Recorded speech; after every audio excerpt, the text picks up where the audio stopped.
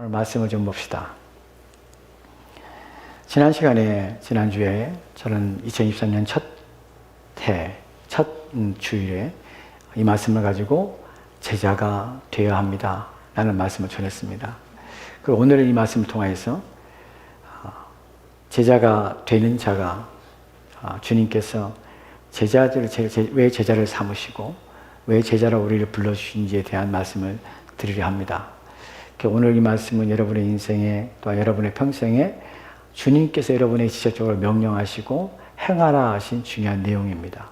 여러분의 가슴에 품고 이 말씀이 여러분의 삶에 끊임없이 이 땅을 떠나는 그날까지 주님의 지상명령으로서 내게 주신 말씀으로 받고 그리고 이 말씀을 순종하며 실천하는 삶을 사시기 바랍니다. 먼저 우리가 읽었던 19절, 20절 말씀을 먼저 보도록 합시다. 서집사님, 김집사님 서로 얘기하지 마시고 서집사님 마태복음 28장 19절 20절 말씀입니다. 김집사님 말 걸지 마세요. 같이 돌아봅시다. 시작. 그러므로 너희는 가서 모든 족속을 제자로 삼아 아버지 아들과 성령의 이름으로 세례를 베풀고 내가 너희에게 분부한 모든 것을 가르쳐 지키게 하라. 볼지어다 내가 세상 끝날까지 너희와 항상 함께 있으랴 하시니라. 아멘. 아멘.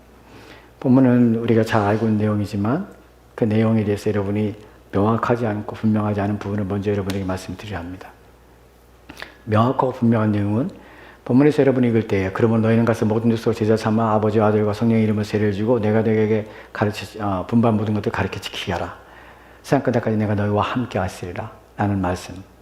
이 말씀에서 19절 말씀, 한 절 말씀을 떼어놔서 생각해 볼 때 이 말씀의 한글 성경을 보면 여러분이 볼 때에 여러 가지 5개의 동사가 나오는 것처럼 보입니다. 너희는 가서 모든 사람을 제자로 삼아 아버지와 아들의 이름 성령을 세례를 주고 그 다음에 내가 너에게 가르쳐 분반 모든 것들을 가르치는 것들, 그 다음에 분반 모든 것을 지키게 하라.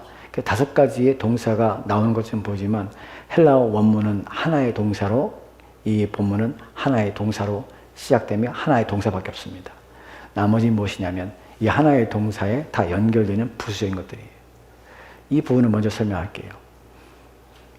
예수님께서는 뭐라고 말씀하시냐면 너희는 제자를 삼으라 라는 것이 유일한 동사입니다. 제자를 삼으라.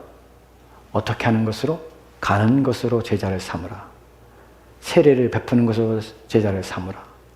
가르치는 것으로 제자를 삼으라. 그리고 지키게 하는 것으로 제자를 삼으라. 모든 것은 한 동사입니다. 그래서 제자를 삼으라. 이것이 핵심이에요. 이 본문을 이해할 때 여러분들은 다른 것들 생각하는 것이 아니라 오직 유일한 한 가지 제자를 삼으라는 것에 목적을 두고 제자를 삼아야 된다는 사실을 여러분이 먼저 또한 가장 중요하게 여겨야 합니다. 어떻게 제자를 삼느냐 하는 부분에서 가라, 세례를 베풀라, 가르치라, 지키게 하라. 그렇게 함으로 제자를 삼으라 라고 말하는 것이에요. 그래서 이 말씀은 명확합니다. 그래서 이 말씀 속에서 우리가 알게 되는 것은 가야 된다는 것이에요. 어떻게 제자를 삼습니까? 라는 부분에서 가야 되는 것이에요. 이 본문 속에서 가라, 세례를 베풀라, 가르치라, 그리고 지키게 하라. 이 모든 내용들은 다 현재형입니다. 현재형 분사형이에요. 무슨 말이냐면 계속해서 가고 계속해서 세례를 베풀고 계속해서 가르치고 계속해서 지키게 하고 이 모든 것들은 계속적으로 반복되며 평생 동안 해야 될 일들이며 이 모든 것들은 제자 삼는 데서 가장 중요한 핵심적인 요소란 사실을 주님 말씀하고 있는 것입니다. 이해가 되십니까? 그래서 계속 가야 돼요. 여러분들은 가야 합니다. 제자를 삼으러 가야 합니다. 간다는 것은 멀리 배낭을 메고 멀리 여행을 떠난다는 의미는 아닙니다. 여러분은 주변 사람들에게 아직 그리스도의 제자가 아닌 사람들에게 또한 제자가 되어야 될 사람들에게 아직 그리스도의 복음을 듣지 못한 사람에게 받아들이지 못한 사람들에게 끊임없이 가는 일을 해야 됩니다. 주님께서는 몸소 제자를 찾기 위해서 제자를 삼기 위해서 몸소 다니셨다는 사실을 우리가 압니다. 복음서에 보면은 주님께서 그물을 정리하고 있는 베드로에게 가셔서 베드로를 부셨습니다.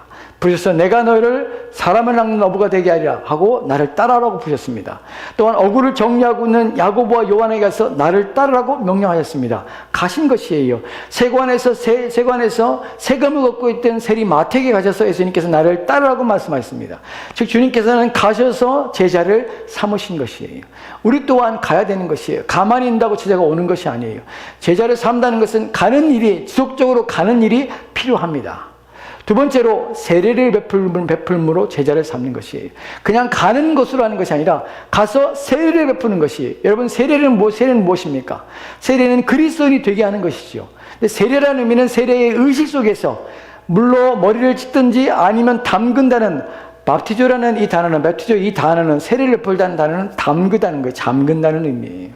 그래서 잠궈서 물속에 잠겨서 다시 살아나는 것이, 그 잠근다는 의미 속에서 그것이 약식 세례건 또한 잠그건 세례를 베푸는 의식 속에서, 의식 자체가 의미를 주는 건 아니지만 그 의식을 행할 때에 행하는 자는 무엇을 고백하냐면 신앙을 고백하게 되는 것이에요. 제자는 어떤 사람이라면 자기의 신앙을 고백하는 자예요. 어떤 고백을 합니까? 하나님에 대한 고백을 하는 것이에요. 그분은 창조주시고 또한 이 세상을 지으신 분이뿐만 아니라 나를 지으신 분이라는 사실이에요. 나의 주인 되신 분이 그분이시며 이 세상은 그에 의해서 지어진 바 될 뿐만 아니라 여전히 그의 손길에 의해서 유지되고 보존되고 있으며 여전히 온 세상은 그분의 소유권 안에 있으며 그래서 이 세상은 그분의 뜻과 계획 아래 진행되며 또한 운행되어지며 모든 생명과 기생하는 것들은 그분에 의해서 공급되는 힘으로 살고 있다는 사실. 그래서 온 우주의 주인은 여전히 여호와 하나님이라는 사실을 고백하는 것입니다. 또한 그분은 그것뿐만 아니라 우리를 구원하기 위하여 하나님의 진노와 심판 가운데 있는 우리들을 건져내기 위해서 자신의 아들을 이 땅에 보내신 하나님이시고 자신의 아들이 십자가에 달려 죽게 하시기까지 하셔서 우리에게 새로운 생명을 주시기를 원하시는 구원의 하나님이라는 사실을 우리는 믿는 것입니다. 또한 더불어서 그 아들로서 보내실마다 이 땅에 오신 예수 그리스도는 우리를 위해 십자가에 달려 죽으실 뿐만 아니라 그 죽으심으로 우리의 죽음을, 나의 죽음을 대신 죽으심을 하냐마 나의 이 생명이 그분의 안에 있어서 그분의 죽으심 통하여서 나의 생명이 그분의 죽으심과 함께 죽었고 그분이 부활하심을 야마서 그분 안에 있던 그 생명이 내게 부어져서 내가 새로운 생명 가운데 태어난 새로운 피조물이 되었다는 사실을 믿으며 고백해야 되는 것이에요. 그래서 그분은 나의 구주일 뿐만 아니라 또한 그분은 나의 주인이 되신 것이에요. 왜냐하면 그분이 우리를 위해 십자가에 달려 죽으심을 야마서 핏값을 지불하시고 우리를 되사신 송양 값을 지불하고 사신 것 때문에 우리는 임자 없는 자가 된 것이 아니라 주인 없는 자가 된 것이 아니라 그리스도의 소유가 된 자녀가 됐다는 것이에요. 우리 주인은 누구냐면 그리스도시에요. 그래서 우리는 평생 동안 누가 우리의 주인이냐고 고백하냐면 그리스도가 당신의 주인입니까? 라는 그 고백 속에서 우리는 살아가게 됩니다. 그 고백 속에서 우리는 유일한 대답, 나의 인생과 나의 삶의 주인은 오직 예수 그리스도뿐이시 없습니다. 그래서 하이델베르 교리문답 1문에서 우리 당신의 인생 속에서 당신이 얻게 되는 유일한 위로는 무엇입니까? 나는 질문 속에서 나의 인생 속에서 내가 사나 죽으나 나의 유일한 위로는 나의 육신과 나의 영혼이 오직 나의 주인 되신 그리스도께 있음이 나의 유일한 위로입니다. 나는 고백을 하게 되는 것이. 이 고백이 우리의 신앙의 고백입니다. 또한 이 일을 누가 내게 알리셨으며 이것을 믿게 하시고 또한 이걸 깨닫게 하시며 그러면야마 하나님을 예배할 자로 또 하나님 앞에 하나님을 위하여 우리 인생의 목적을 변화시키고 우리의 인생의 길들을 바꾸어 오직 하나님을 중심으로 우리 인생을 살도록 성령 하나님을 우리 안에 부어주셨어. 그분이 우리 안에서 우리의 마음을 인도하시고 성령의 감동, 감화하심을 통하여 우리의 마음이 하나님께로 향하며 이 진리를 바르게 이해하고 인식하며 살도록 이끄시는 분이 성령 하나님을 고백하는 것이에요. 이것이 바로 세례를 받을 때에 세례 받는 자가 성부 하나님에 대한 이해와 성자 하나님에 대한 이해와 성령 하나님의 이해를 통하여서 이분이 나의 하나님이십니다. 라는 고백을 우리는 함으로 제자가 되는 것입니다. 그리고 가르치는 일들 하는 것이 그거로 끝이 아니라 이제 신자된 물이 무엇인지 그리스도께서 우리를 위해 이루신 것이 무엇인지 그 은혜가 무엇인지 하는 것들을 끊임없이 배워나감으로 그리스도 안에서 성장하며 자라가는 것이에요. 이 부분에서 많은 사람들이 착각하고 놓치고 있는 것이 있습니다. 오늘 한국교회나 또한 많은 그리스도인들이, 심지어는 내가 생각할 때는 대부분의 그리스도인들이 이 사실을 몰라요. 내가 예수를 믿는 것으로 족하고 내가 천국 가는 것으로 족하고 그 이상 내가 이제 교회 다니는 목적은 천국에 보장받았기 때문에 그것을 유지하는 수단으로서 내가 신앙생활하고 내가 교회에 다니는 것으로 착각하며 산다는 것이에요. 너무나 어리석은 것이에요. 너무나 낮은 수준으로 신앙생활하고 있는 것이에요. 전혀 그렇지 않아요. 여러분이 구원받아서 천국 가는 티켓을 받았기 때문에 그것을 유지하기 위해서 신앙생활하고 교회 다니는 것이 아니에요. 교회는 여러분을 그리스도인 되게 하기 위해서, 구원받은 목적은 단순히 천국에 가기 위한 것이 아니라 여러분의 하나님의 자녀, 구원받은 목적인 로마서 8장 29절에 말한 것처럼 그 아들의 형상을 본받기 위해서 여러분을 자라게 하고 성장시키며, 그래서 구원의 목적인 우리를 거룩하게 하심을, 그리스도의 몸이 되게 하심을 위하여 우리를 양육하고 훈련의 장소가 교회이며, 그리스도의 몸이 되기 위해서 우리는 교회에 오고 교회에 참여하는 것입니다. 이 사실을 잊기 때문에 신앙 성장이 없는 것이에요. 그래서 10년을 믿으나 20년 믿으나 권사나 집사나 장로나 직분을 받아도 안 변하는 것이에요. 어린아이 같은 것이에요. 정말 불쌍한 신앙생활하는 것이에요. 여러분, 자기 신앙의 연수답게 신앙생활을 해야 돼요. 자기 신앙의 연수답게 행동해야 돼요. 나 20년 예수 믿고 30년 예수 믿다고요? 부끄러운 줄 알아야 돼요. 내가 그 정도 수준밖에 안 되는 것이 부끄러운 것이에요. 내가 그리스도에 대해서 그 정도밖에 모르는 것이 부끄러운 것이에요. 이게 수치스러운 것이에요. 오늘날 사람들이 얼마나 뻔뻔한지, 자기가 신앙생활 오래 하는 것이 무슨 벼슬이라는 것처럼 자랑하고 그것으로 안주해요. 나 교회 얼마나 다녔다고. 그게 무슨 자랑입니까? 그러면 그 정도 신앙의 수준이 있어야지. 그럼 그리스도에 대해서 그 정도 알아야 될 거 아니에요. 하나님에 대해 알아야 될 거 아니에요. 하나도 몰라요. 심지어 직분을 받고 심지어 신앙생활 하면서 성경도 안 읽고 무슨 신앙생활 하겠다는 것이에요. 그게 무슨 제자면 무슨 신자예요. 여러분이 신자고 여러분이 제자라면 여러분은 매일매일 성경을 읽어야 됩니다. 왜냐하면 그러기 위해 부르셨기 때문에 그래요. 여러분이 자라나기 위해서 부르신 것이에요. 새 생명을 얻었기 때문에 그 생명은 자라나고 성장해야 되는 것이에요. 여러분, 성경에서 어린아이 같지 말라고 성경이 우리 가운데 말씀하고 있는 사실을 기억하셔야 됩니다. 여러분은 끊임없이 하나님의 말씀을 통하여, 교회를 통하여 공급되는 말씀을 통하여 성장하고 성숙하며 자라나야 되는 것이에요. 그것이 부끄럽지 않은 것이에요. 제가 감사한 것은 2024년 한 해 시작하며 1년 동안 여러분들이 성경 읽도하라고 제가 여러분에게 맥힌 성경 읽기를 카피해서 하드 코팅해서 집에 놓고서는 그대로 성경을 매일매일 성경 읽으라고 나눠드렸습니다. 그걸 읽으면 일독을 해요. 근데 한 권사님이 그러시더라고요. 본인은 올해 2독이 목표라고. 제가 이 말을 하는 이유는요, 지키라고 하는 거예요. 지키라고. 예. 본인은 2독 하셔야 됐어요. 뭔가 걸어야 돼요, 신앙은. 공개적으로 뭔가 걸어야 돼요. 남한테 얘기해야 돼요. 아, 나 혼자 1독 해야지. 그러는 거 안 해. 왜냐면 자기 자신이 약속한 것을 누가 지켜요? 나만 속이면 되는데. 근데 누군가 걸어야 돼. 자기 남편에게 걸든지 아내에게 걸든지 자녀들에게 걸든지 아빠는 올해 성경 1독 할 거야. 얘기를 해야 돼요. 그래야 지켜요. 그래야 말씀을 내가 매일매일 읽고 하나님 앞에 설 수 있는 것이. 말씀을 가리키라. 끊임없이 여러분은 배워야 되고 또한 여러분이 알아야 가리키고 알아야 여러분들이 말씀을 전하고 하지 않겠습니까? 사실 이런 간증들을 잘 하지 않습니다. 이런 말들 제가 잘 하지 않죠. 우리 교인들 중에 누구를 거론해서 얘기하거나 이런 말을 거의 하지 않지만 제가 우리 여관사님 볼 때마다 제가 참 늘 감사합니다. 감사한 이유는 모든 공적인 예배에 한 번도 빠짐없이 늘 참석하세요.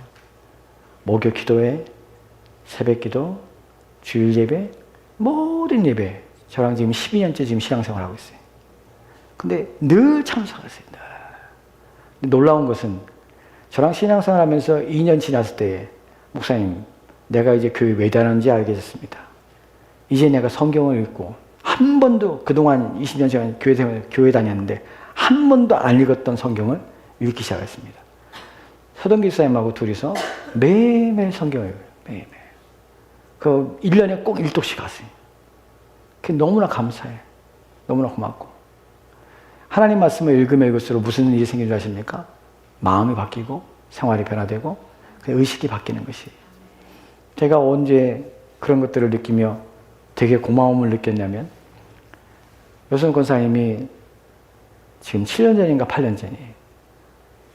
주일 아침에 전화 오셨어요. 전화 오셨어요. 목사님, 토요일 날 밤인가요? 주일 아침인가 토요일 날 밤에 전화 오시죠. 목사님, 상의들이 일이 있는데요. 그래서 무슨 일입니까? 그랬더니 형부가 돌아가셨어요. 여권사님의 형부님이 돌아가셨는데 미국 분이세요. 혼자 이제 계시다가 언니는 지금 뭐 한참 거의 20년 가까이 돌아가신 데죠. 이제 형부가 혼자 살다가 형부가 돌아가신 것이. 형부가 돌아가셨는데 교회도 안 다니고 아무것도 뭐 연고도 없고 이렇게 자녀도 없어요. 돌아가셨는데 장례식을 어떻게 할지 모르겠다는 거예요. 목사님, 장례식을 해야 될지 안 해야 될지 모르겠습니다. 근데 더 중요한 것은 무엇이냐면 제가 감동받고 제가 참 너무 고마웠던 것은 뭐냐면 목사님 장례식을 목사님 해주세요. 목사님 돌아가셨으니까 오셔서 목사님이 말씀 전해주시고 기도해 주세요. 라고 했으면 제가 상당히 난감했을 거예요. 왜냐하면 그분은 예수를 안 믿었어요. 제가 가서 뭐라고 할 수 없어요. 와서 목사님 기도해 주세요. 목사님 장례식 치러주시고 목사님 해주세요. 제가 뭐라고 기도하겠습니까? 이미 돌아가셨는데. 근데 권사님이 나한테 뭐라고 말씀하셨냐면 그때 목사님, 이제 다 끝났습니다. 이미 죽었습니다. 예수도 안 믿고 죽었습니다. 기도해도 소용없습니다. 그런데 장례식 해야 될까요? 저한테 그러시더라고요. 목사가 제일 어려운 부분이 뭐냐면 예수를 안 믿고 돌아가신 분한테 장례식 해달랄 때 목사가 정말 난감합니다. 뭐라고 말하겠어요, 여러분이? 유족들한테 천국 갔습니다 이렇게 말할까요? 사기꾼이에요, 사기꾼. 거짓말하는 거예요. 신앙생활 바르게 안 했는데 제가 뭐라고 말해요? 심지어는 교회도 안 다녔는데. 근데 권사님이 목사님 끝났습니다. 예수도 안 믿고 우리 형부 예수 안 믿고 이제 신앙생활도 한 번도 안 하고 그래서 장례식 안 해도 괜찮고 그냥 끝났습니다. 다 끝나서 목사님한테 기도하라고도 못하고 마음껏도 못합니다. 근데 장례식은 어떻게 할까요? 라고 물으시는 것이. 그래서 내가 마음이 너무 편하더라고요. 너무 고맙고. 뭐가 고맙냐면 그 사실을 알고 있다는 것이 고마운 것이. 이 땅에서 사는 동안에 그리스도를 만나지 않고 이 땅을 떠나면은 그 영혼을 위해서 기도를 하고 뭐라고 하나 아무 소용이 없어요. 끝이에요, 끝. 그래서 그 후에 장례식을 화려하게 치르고 많은 사람이 와서 장례식에 참여하고 한다 해도 의미 없는 것이에요. 예수를 믿지 않고 이 땅을 떠나면 끝이에요, 끝. 목사가 아무리 신령한 목사가 와서 기도를 하고 뭐 해도 아무 의미 없는 것이에요. 근데 제게 그런 부탁을 하시는 것이 어떻게 해야 될까요? 제게 부탁하는 것이 아니라 어떻게 했으면 좋을까요? 안 해도 괜찮습니다. 하고 하시는 것이. 그래서 제가 합시다. 장례식 합시다. 가족들 다 부르세요. 자녀들 다 부르세요. 그래서 자녀들 다 불렀어요. 제가 장례식은 죽은 사람을 위하는 것이 아니라 살아있는 사람을 위합니다. 자녀들 다 부르세요. 이때 복음을 전합시다. 그 가서 자녀들 앞으로 관 앞에 이제 화장터에서 나 권사님하고 남편 집사님 그리고 자녀들 아들들 셋 모아놓고서는 돈 모아놓고서는 제가 하고 설교를 했어요. 인생의 허망함에 대해서 그리스도 예수를 믿어야 됨에 대해서 당신들이 그리스도를 필요합니다. 예수를 믿으십시오. 인생은 이렇게 갑니다. 그렇게 복음을 전했던 기억이 납니다. 왜 이 말씀을 드리냐면 하나님 말씀을 읽고 하나님 말씀을 듣고 하나님 말씀을 제대로 배우면 생각이 바뀌어져요. 그 진리에 대해서 바르게 인식하고 행동하게 됩니다. 무엇을 해야 되고 무엇이 아닌지를 알게 되고 무엇이 옳은 것이고 무엇이 그른지를 분별하게 되는 것이. 그러니까 하나님 말씀을 그렇게 이해해야 되는 것이. 여러분이 하나님 말씀을 끊임없이 읽고 하나님 말씀을 이해하고 하면 할수록 여러분들이 제게 부탁하는 것이나 누구에게 말하는 것에 있어서 진리에서 어긋나는 말을 부탁하지 않습니다. 진리에서 어긋나는 말에 대해서 여러분 말하지 못해요. 부끄러운 것이거든요. 근데 왜 진리에 그런 말을 하냐면 여러분이 성경을 모르기 때문에 하나님 말씀을 모르기 때문에 엉뚱한 얘기를 하는 것이에요. 엉뚱한 얘기를 목사한테 부탁하고 하지 말아야 될 거 부탁하고 또한 해서는 안 되는 말을 하고 하나님 말씀을 모르니까 그러니까 제대로 알지 못하니까. 제자는 하나님 말씀을 배워서 내가 무엇이 옳고 무엇이 그런지를 분별하고 어디의 기준으로, 하나님 말씀의 기준으로 삼고 살아야 하는 것입니다. 이런 자들을 만들기 위해서 교회를 세우고 하나님 말씀을 전하게 하시는 것입니다. 그리고 마지막으로 이걸 지키게 하는 것. 하나님 말씀을 듣고 하나님 말씀을 도전을 받고 할 때 여러분이 하나님 말씀을 지키게 되는 것이, 지키게 하는 것이에요. 듣는 자가 아니라 지키고 행하는 자가 복된 자입니다. 지켜야 되는 것이 하나님 말씀을. 이것이 제자를 삼는 방식이고 제자가 되는 길입니다. 여기서 다른 부분을 여러분에게 말씀을 드리려고 해요. 여러분들은 너희는 가서 모든 족속으로 제자를 삼아 세례를 주는 방식으로, 또한 가르치는 것으로, 그리고 또한 말씀을 지키게 하는 것으로 제자를 삼으라. 나는 주님의 말씀에 우리는 어떻게 순종하며 어떻게 그것을 실천할까 하는 부분이에요. 여러분, 여기서 가장 중요한 부분이 무엇이냐면, 여러분은 신앙의 이기주의에 빠지면 결코 안 된다는 사실을 말씀드리고 싶은 것이에요. 신앙의 이기주의가 무엇입니까? 여러분이 교회 다니면서 여러분들이 신앙의 이것을 지키지 않는 것은 신앙의 이기주의에 빠진 것이에요. 여러분, 이기심이라는 것은 우리가 세상 속에 살면서 세상 가운데서만 이기심이 있는 것이 아니에요. 신앙적 이기적인 것이 있어요. 이기적이 뭐냐면 나만 구원받으면 된다고 생각하는 것이 신앙 이기적이에요.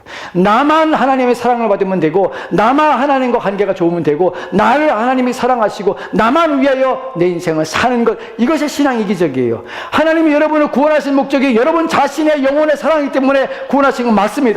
하지만 중요한 것은 여러분 자신만 사랑하기 때문에 하나님 구원하신 것은 아니란 사실이에요. 하나님이 여러분을 구원한 목적이 무엇입니까? 나만 천국에 가는 것이 목적입니까? 여러분이 이기적으로 살라고 신앙의 이기심을 가지고 내 영혼만을 위하여 기도하라고 여러분을 부르신 줄 아십니까? 전혀 그렇지 않다는 것이에요. 여러분 자신을 위하여, 여러분을 위하여 하나님만이 여러분만을 사랑해서 하나님이 여러분을 택하신 것이 아니에요. 하나님은 여러분 통하여서 구원받을 사람이 있고, 여러분을 통하여서 하나님의 음성을 들을 사람이 있고, 여러분을 통하여서 하나님 말씀 앞에 돌아와야 할 사람이 있기 때문에 먼저 여러분에게 복음을 전했다는 사실을 기억하셔야 합니다. 그것이 여러분이 회개할 부분이에요. 사람들은 그런 말을 하는 게 좋아합니다. 하나님이 나를 사랑하시오. 사람도 그런 찬양 좋아하죠. 하나님 나를 사랑하시오. 하나님이 여러분을 사랑하지만 여러분만 사랑하지 않습니다. 하나님은 나만 사랑하지 않습니다. 내 형제 자매도 사랑하고, 내 믿음의 형제 자매도 사랑하고, 내 가족도 사랑하고, 내 부모도 사랑하고, 내 친구도 사랑하고, 하나님은 다 사랑하십니다. 그래서 나를 어떻게 해요? 먼저 부르신 것이에요. 여러분이 주님께서 여러분에게 제자를 삼으라는 것은 여러분이 누군가 앞서서 먼저 복음을 받았다면, 먼저 그 은혜를 받았다면 그 은혜를 나누며 베푸는 일에 온 힘을 기울여야 합니다. 하나님께서 그래서 여러분을 부르신 것이에요. 그래서 예수 그리스도를 만나게 하신 것이에요. 그 사실을 잊으면 여러분들 하나님의 사랑을 헛되게 하는 것입니다. 하나님이 여러분을 구원하신 목적을 잃어버리는 것입니다. 여러분, 그런 사람이 있습니다. 자기는 높은 자리에서 평안한 가운데 있던 사람이 있습니다. 아무런 문제 없이 살았던 사람이 있어요. 자기의 생명은 보존받을 거라고 여기며 자기의 형제들, 자기의 이웃들이 죽어가는데도 아무런 감정 없이 있었던 사람이 있습니다. 바로 우리가 성경에서 에스더서 4장 14절 말씀에는 이렇게 기록됐습니다. 같이 돌아갑시다. 시작. 이때 내가 말을 잠잠할 말이 없으면 유다인은 다른 데서 그 말미암아 높이면 노임을 너와 내 아비 집은 멸망하리라. 내가 왕 위에 위로 얻은 것이 이때를 위함이 아닌지 누가 아느냐. 아멘. 모르드게라는 사람이 왕 후인 에스더에게 하는 말입니다. 지금 모르드게와 유대인들은 지금 죽을 위기에 놓여 있는 것이에요. 죽을 위기에 놓여서 이제 곧 죽을 날 모든 백성 유대인들이 다 자기의 원수에게서 죽을 지경에 처해 있는 것입니다. 그때에 모르드게는 왕 후인 에스더에게 너는 왕에게 나가서 너는 구하라고 말을 합니다. 왕에게 나가서 조서를 내려서 자신과 자신의 백성들이 죽게 된 이 상황에서 우리를 건져내라 라고 말을 합니다. 그러면서 하는 말이 이때에 내가 만일 잠잠하면, 네가 왕의 지위가 있지만 네가 잠잠하고 가만히 있다면, 우리를 위해서 아무것도 행하지 않는다면 유다인은 다른 데로 말미암아 노임과 구원을 얻으려니와 하나님께서 우리를 다른 방법으로 우리를 구원하시겠지만 너와 내 아비 집은 멸망하리라. 이것은 우리에게 주는 말이에요. 내가 하나님의 구원과 은혜를 받아서 먼저 복음 받았다면 그 복음을 받은 그 복음에 대하여 우리가 책임과 의무를 다하지 않는다면, 그래서 내가 나를 통하여 하나님께서 내 가족, 내 자녀를 구원하기 원하시고, 나를 통하여 내 부모를 구원하기 원하시고, 내 형제를 구원하기 원하시고, 또한 내 이웃과 내 친구를 구원하기 원하시는데, 내가 잠잠하면 나는 망할 것이지만 하나님께서는 다른 길로 그들을 구원하실 것이지만 너는 결코 망하게 될 것이다. 내가 그 자리에 이른 것은 하나님께서 이때를 위함인지 누가 하겠느냐. 너는 그 자리에 있음을 사용하라 라고 말하는 것이, 우리는 이 자리에 있음을 사용해야 합니다. 내가 그리스도의 은혜 앞에 있음을 사용해야 합니다. 나를 구원하신 하나님 앞에 이 자리에 고귀함과 이 자리에 기쁨과 즐거움을 한다면 이것을 나눠야 합니다.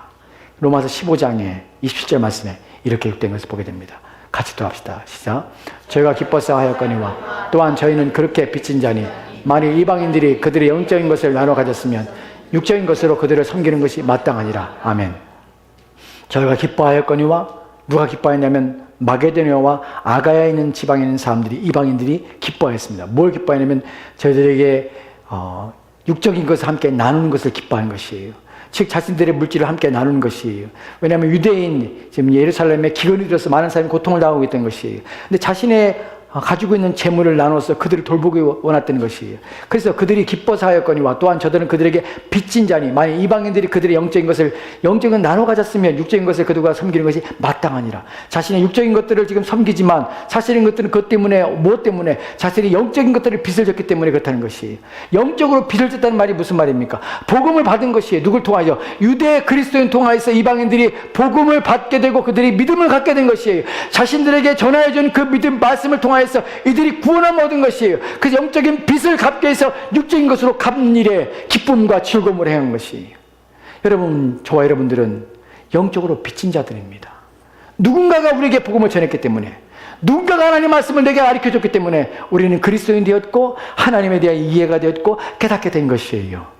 히브리서 13장 7절 말씀은 이렇게 읽겠습니다. 같이 들어갑시다. 시작. 하나님 말씀을 너에게 일러주고 너희를 인도하던 자들을 생각하며 그들의 행실과 결말을 주의하여 보고 그들의 믿음을 본받으라. 아멘. 본문에서 하나님 말씀을 너희에게 일러주고 너희를 인도하던 자들을 생각해 보라 합니다. 그들을 따르기 위해서 그러는 것이에요. 그런데 이 말씀을 다른 의미에서 생각해 보면 누군가 내게 하나님 말씀을 일러준 자가 있기 때문에 내가 이 자리에 선 것이에요. 누군가 내게 하나님 말씀을 통하여 나를 인도하는 자가 있기 때문에 내가 이 자리에 선 것이에요. 여러분들은 복음의 빚을 진 자들입니다. 여러분이 하나님 믿는다는 것은 누군가 여러분에게 복음을 전했기 때문이고 누군가 그리스도를 여러분에게 가르쳐줬기 때문에 그래요. 저는 저를 인도했던 친구를 잊지 못합니다. 교회로 저를 인도했어요. 제가 인도라는 표현을 쓰는 것은 그 친구는 저에게 복음을 전한 적이 없습니다. 왜냐하면 지도 복음을 몰라. 그래서 무슨 말을 하겠습니까? 그 친구가 친구를 교회로 들을 때 어떻게 됩니까? 우리 교회 한번 가볼래? 내가 고등학교 때니까 교회 젊은이들이 교회 뭐하러 갑니까? 야, 애들도 많아. 놀러 가자. 놀러 가는 거죠. 저 때는 제 때라고 말하면 또 나 때 얘기하는 것처럼 보이지만 예전에 30년 전에는 교회 왜 갔습니까? 젊은 애들이? 교회 가서 문화기반 하고 막 크리스마스 때 막 교회 몰려가. 그래서 막 어울려 노는 것이. 재밌으니까 교회 가서 재밌게 놀자 하고 데려간 것이. 근데 그 녀석이 나를 그렇게 데리고 왔어요. 그렇게 데리고 왔는데 거기서 예배의 은혜를 받은 것이. 목사님이 복음을 전하는데 말씀을 전하시는데 제 마음에 쾅 온 것이. 성경을 한 번도 안 읽어본 나에게, 하나님에 대해 누구인지도 모르는 나에게 하나님의 말씀이 내게 쿵 친 것이.